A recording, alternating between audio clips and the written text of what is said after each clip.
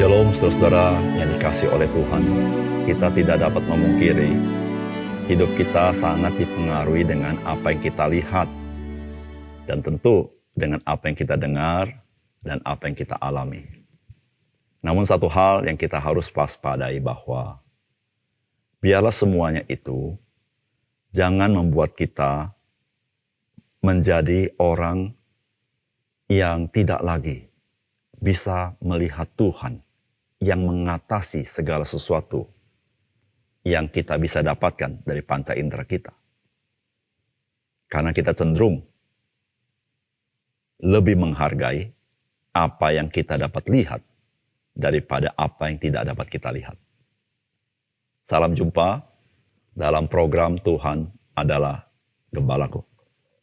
Saudara, ketika kita memperhatikan kehidupan manusia di dunia ini, maka kita menemukan bahwa manusia itu mencoba merespons terhadap alam semesta ini, saudara. Hal ini terjadi dengan orang-orang yang religius di dunia ini, juga terjadi kepada orang-orang yang tidak percaya kepada eksistensi Allah. Saudara, mengapa manusia berbuat seperti itu? Saudara, karena keyakinan bahwa kehidupan manusia sangat dipengaruhi oleh alam semesta atau dunia ini. Saudara, mungkin masih ada orang-orang yang menyembah benda-benda tertentu di dunia ini sebagai ekspresi keyakinan mereka bahwa benda-benda itu sangat mempengaruhi kehidupan manusia. Dan mereka berharap dengan penyembahan itu akan mendatangkan kebaikan bagi manusia. Namun ada sekelompok orang juga yang tidak berbuat yang sama seperti itu. Mereka tidak menyembah benda-benda itu. Tapi mereka berusaha menjaga kehidupan mereka itu memiliki keseimbangan dengan alam semesta ini. Atau menyesuaikan diri dengan alam semesta, atau dengan bahasa lain, bersatu dengan alam semesta ini. Karena mereka yakin bahwa ketika seseorang bersatu dengan alam semesta ini, maka orang akan mengalami kedamaian dalam jiwa mereka. Saudara, bagaimana Alkitab memandang semua ini? Saudara, mari kita membaca Lukas pasal 21 ayat 25 sampai dengan 38. Dan akan ada tanda-tanda pada matahari dan bulan dan bintang-bintang, dan di bumi bangsa-bangsa akan takut dan bingung menghadapi deru dan gelora laut. Orang akan mati ketakutan karena kecemasan berhubung dengan segala apa yang menimpa bumi ini, sebab kuasa-kuasa langit akan goncang. Pada waktu itu, orang akan melihat Anak Manusia datang dalam awan dengan segala kekuasaan dan kemuliaannya. Apabila semuanya itu mulai terjadi, bangkitlah dan angkatlah mukamu, sebab penyelamatanmu sudah dekat. Lalu Yesus mengatakan perumpamaan ini kepada mereka. Perhatikan pohon ara atau pohon apa saja. Apabila kamu melihat pohon-pohon itu sudah bertunas, kamu tahu dengan sendirinya bahwa musim panas sudah dekat. Demikian juga jika kamu melihat hal-hal itu terjadi, ketahuilah bahwa kerajaan Allah sudah dekat. Aku berkata kepadamu, sesungguhnya angkatan ini tidak akan berlalu sebelum semuanya itu terjadi. Langit dan bumi akan berlalu, tetapi perkataanku tidak akan berlalu. Jagalah dirimu, supaya hatimu jangan syarat oleh pesta pora dan kemabukan serta kepentingan-kepentingan duniawi. Dan supaya hari Tuhan jangan dengan tiba-tiba jatuh ke atas dirimu seperti sebuah jerat. Sebab ia akan menimpa semua penduduk bumi ini. Berjaga-jagalah senantiasa, sambil berdoa, supaya kamu beroleh kekuatan untuk luput dari semua yang akan terjadi itu.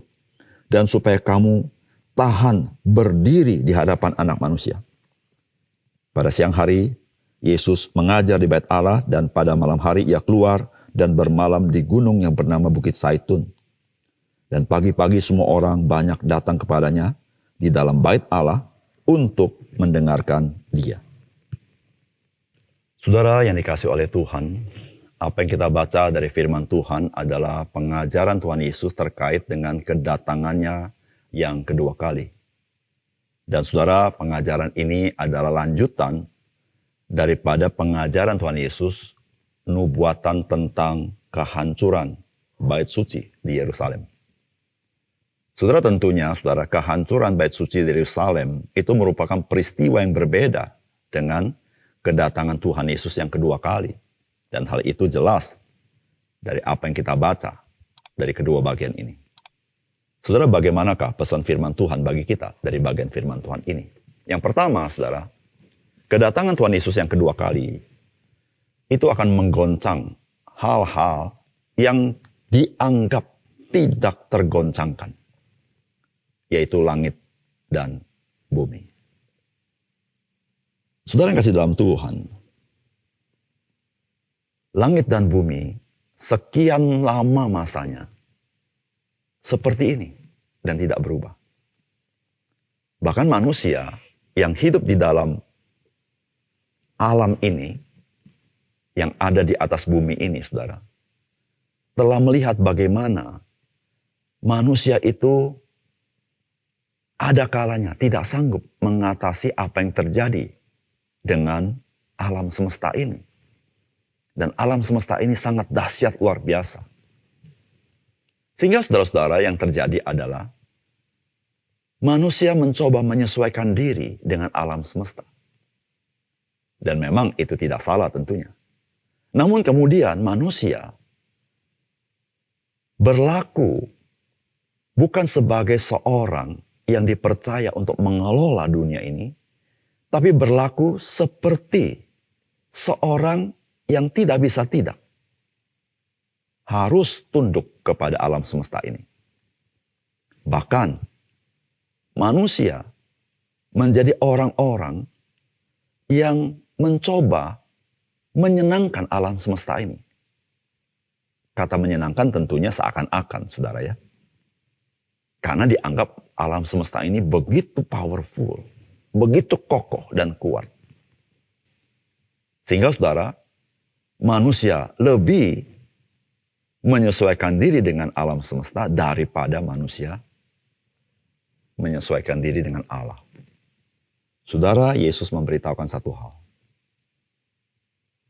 Alam semesta yang Yesus katakan di sana, saudara-saudara, matahari, bulan, bintang, bumi, gelora laut, semua goncang. Orang-orang ketakutan, kuasa-kuasa langit goncang. Pada waktu itu dikatakan, orang akan melihat anak manusia datang dalam awan dengan segala kekuasaan dan kemuliaannya. Saudara, ini gambaran yang sangat luar biasa yang akan terjadi. Saudara, alam semesta yang begitu megah, kokoh, dan besar itu goncang pada waktu itu. Tetapi saudara, ada satu pribadi yang tidak goncang, yaitu anak manusia. Yesus Kristus datang kedua kali dengan segala kekuasaan dan kemuliaannya. Kenapa segala sesuatu goncang? Yang maha besar, alam semesta yang begitu besar goncang.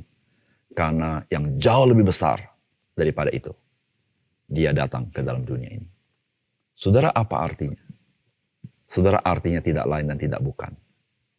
Saudara, kita bukan menyembah kepada alam semesta ini. Kita harus menyembah kepada Tuhan. Kita bukan menyesuaikan diri di dalam konteks kita ini tunduk kepada alam semesta dan menempatkan diri di bawah alam semesta. Tapi kita harus menyembah kepada Tuhan dan meletakkan diri sebagai hamba-hamba Tuhan. Bukan hamba-hamba daripada alam semesta. Kita bukan hamba-hamba dari musim-musim yang berlalu. Kita bukan hamba-hamba dari bulan-bulan yang berlalu. Kita bukan hamba-hamba dari tahun-tahun yang berlalu. Tetapi kita hamba daripada Tuhan yang menentukan masa dan waktu. Tuhan yang menciptakan alam semesta. Tuhan yang menentukan musim-musim. Kepada Dia kita harus menyembah. Bukan kepada apa yang ada di dalam dunia ini. Saudara, alam semesta bisa membuat kita kagum. Hal-hal yang terjadi bisa membuat kita gentar. Tapi jangan lupa, segala sesuatu berada di bawah kekuasaan daripada Tuhan kita, Yesus Kristus. Mari kita menyembah Dia. Mari kita percaya kepada Dia. Mari kita melayani Dia. Mari kita berdoa. Bapa surga, terima kasih untuk kebenaran firman-Mu. Karena melaluinya kami tahu bagaimana kami harus bersikap. Supaya kami tidak salah di dalam kami menilai apa yang kami lihat, kami dengar, kami alami. Supaya mata rohani kami celik ya Tuhan. Sebagai orang percaya ketika kami melihat bagaimana perilaku manusia di dunia ini, kami mengerti bahwa setiap manusia membutuhkan penyataan Allah untuk manusia mengerti bagaimana mereka harus bersikap dalam hidup ini. Oleh karena itu, ajar kami supaya kami tetap memberitakan kabar baik, sehingga lebih banyak orang dilepaskan dan mereka celik mata rohaninya. Terima kasih Tuhan, dalam nama Tuhan Yesus kami berdoa. Amin.